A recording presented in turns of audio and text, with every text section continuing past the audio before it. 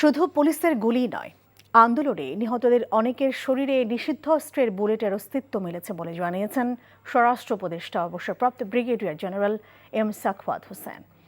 রাজধানীর সম্মিলিত সামরিক হাসপাতালে আহত আনসার সদস্যদের চিকিৎসার খোঁজ খবর নেওয়ার পর সাংবাদিকদের এমনটা জানিয়েছেন তিনি। আগামী সোমবারের মধ্যে এসব অস্ত্র জমা না দিলে কঠোর ব্যবস্থা নেওয়া হবে বলেও হুঁশিয়ার করেন স্বরাষ্ট্র উপদেষ্টা।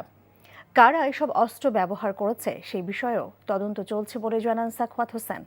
পুলিশের পোশাক পরিবর্তন নিয়ে স্বরাষ্ট্র উপদেষ্টা আরও বলেন, পুলিশ সদস্যদের দাবির প্রেক্ষিতেই এমন সিদ্ধান্ত নেওয়া হয়েছে। পুলিশের উচ্চপদস্থদের বিচারের দাবিটিও দ্রুততার ভিত্তিতেই পূরণ করা হবে। কে কোথায় অবস্থান করছেন বিষয়টি স্বরাষ্ট্র মন্ত্রণালয়ে জানা আছে বলেও নিশ্চিত করেন তিনি।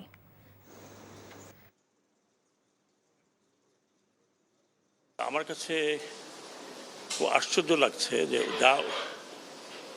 যা বক্তব্য শুনলাম, সে বক্তব্যতে মনে হচ্ছে পুলিশের ফায়ারিংয়ে কম লাগছে। এদের সিভিলিয়ান ড্রেসে হাতে 7.62, আপনারা নিজেই দেখছেন 7.62 মানে 7.62 রাইফেল। এখন ইনভেস্টিগেশন করার ম্যাসিভ ইনভেস্টিগেশন দরকার যে এরা কারা, কাদের হাতে এই রাইফেল, যেটা প্রহিবিটেড রাইফেল, কাদের হাতে এটা আসছে, এই এলাকাতে কারা দিচ্ছে। এখানে শটগানও আছে। এখানে আমি যে কজনের দেখলাম, আমাদের ডাক্তার সাহেব যেগুলো দেখালেন, এগুলো পুরো বুলেট 7.62।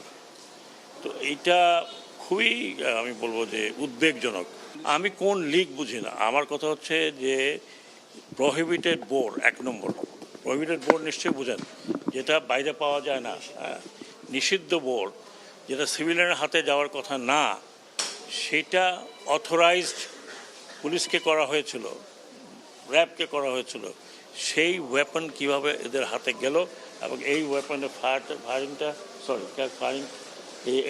এই আপনার আনসারদের, ওরা তো বাইরে হয় নাই, 1জন 2জন হয়তো ছিল, তাদের ওখানে ফায়ার করলো। এবং আমাকে ভিডিও আমি দেখলাম, একটা সিভিলিয়ান ছেলে 7.62 হাতে নিয়ে চলে গেছে। তার মানে এই রাইফেল আর ফেরত আসে নাই। এটা হতে পারে একটা দেশে? ঠিক কেমন কথা?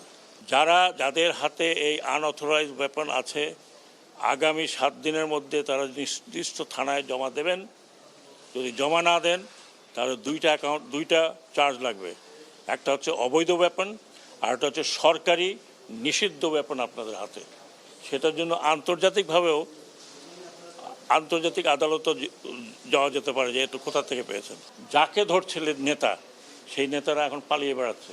যাকে ধরছে সেই নেতাকে আমরা বাঁচাতে পারছি না। অনেক নেতাকে অনেকে বাঁচিয়েছে, আমরা জানি কে কোথায় আছে। কিন্তু ওটা না করে আপনারা বরং পার্টিকে, এটা অনেক বড় পার্টি এবং I have lot of respect for Awami League. আমরা যদি উস্কানি দিতাম তাহলে আপনারা টিকতে পারতেন না আর্মি ফায়ারে। আমরা আর্মিকে মানা করেছি যে ডোন্ট ওপেন ফায়ার। কারণ কাকে মারবেন আপনি? আপনারা এই পুলিশকে দিয়ে কাকে মারিয়েছেন? পুলিশকে দিয়ে মারিয়েছেন আপনার সন্তানকে। দয়া করে দেশটাকে ভাগ করেন, দেশটাকে নষ্ট করেন না। অনেক কষ্ট করে স্বাধীনতা হয়েছে, স্বাধীনতা ধরে রাখতে খুব ডিফিকাল্ট। আশেপাশে আমি নাম বলতে চাই না, আশেপাশে দেখেন কি অবস্থা। স্যার, এই পরিস্থিতির জন্য 11 দফার ভিতরে একটা অন্যতম দফা ছিল তাদের সিনিয়রদের বিচার। এই বিষয়টা আপনাদের না, সেটা আমরা পরে। হ্যাঁ, আরে ভাই, একজনকে বললো আপনি দোষী, আমি কি ঝাঁপাই আপনার গলা ধরতে পারবো? ইনকোয়ারি লাগবে না? তাদের অবস্থান আপনাদের জানা আছে কি? বের হবে, ডেফিনেটলি বের হবে।